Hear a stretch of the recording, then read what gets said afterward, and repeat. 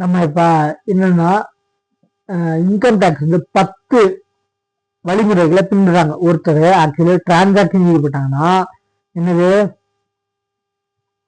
10 நான் போட போறவங்க கேஷ் டெபாசிட் இன் சேவிங்ஸ் அக்கௌண்ட்.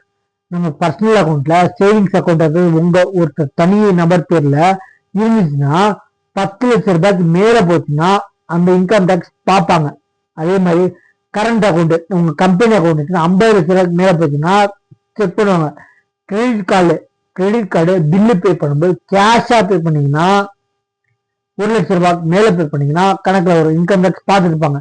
அதே மாதிரி கிரெடிட் பில் பேமெண்ட் 10 லட்சம் ரூபாய்க்கு மேல போச்சுன்னா பார்த்துட்டு இருப்பாங்க. அதே மாதிரி ஒரு ப்ராப்பர்ட்டி வாங்கும்போது 30 லட்சம் ரூபாய்க்கு மேல போச்சுன்னா அதையும் பார்ப்பாங்க. சரிங்களா? எஃப்டி 10 லட்சம் ரூபாய்க்கு மேல போச்சுன்னா பார்ப்பாங்க. ஃபாரின் டூருக்கு போகும்போது 10 லட்சம் ரூபாய்க்கு மேல செலவழிச்சீங்கன்னா அதையும் பார்ப்பாங்க. கேஷா கிஃப்ட் பண்ணும்போது 50,000க்கு மேல பண்ணீங்கன்னா கணக்குல வரும். அதே கேஷ் ஒரு ஆளுக்கு என்ன ஒரு நாளைக்கு 2 லட்சம் ரூபாய்க்கு மேல கொடுத்தீங்கன்னா மட்டும்தான் இன்கம் டேக்ஸ்ல கணக்கு வரும்னு இருக்காங்க. சரிங்களா?